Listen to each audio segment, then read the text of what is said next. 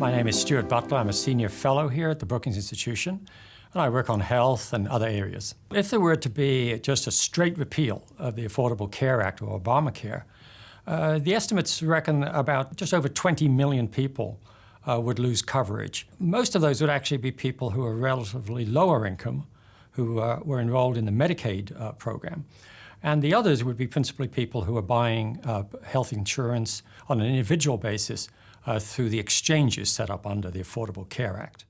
The people who are getting Medicaid under the expansion of Medicaid in the Affordable Care Act are not poor people. There are people who are earning a maximum of a family income of about $33,000. So really working people, maybe people who had pre-existing conditions and couldn't actually get insurance through the individual market. These people under the Affordable Care Act can now get insurance and also get subsidies towards the coverage, depending on their income.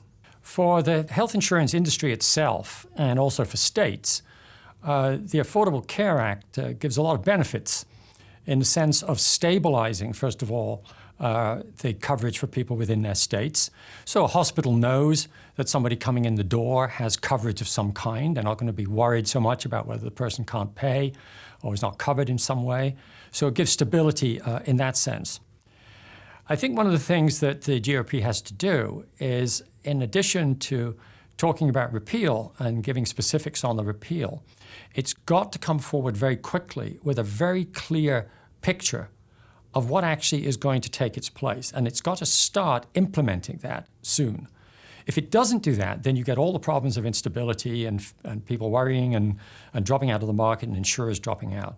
So it's really important for the GOP to put forward a very clear plan very quickly to stabilize the markets, to make people feel that they know what's coming, and to make people confident that whatever replaces what they currently have, it's going to be at least as good and at least as affordable. I think when you look at the general politics of repeal, polls show that many people are upset with the Affordable Care Act. They don't like Obamacare, as they call it, and so on.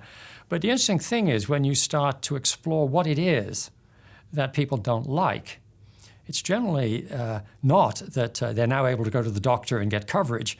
It's generally more that they are concerned about the cost, the availability of coverage, and so on. So when you talk about repeal, it's really important to understand that for people to be satisfied with repeal and replacement, then they don't want to just get rid of coverage for themselves and their family. They want it to be more affordable, and they want it to be better coverage in some way. They don't just want nothing.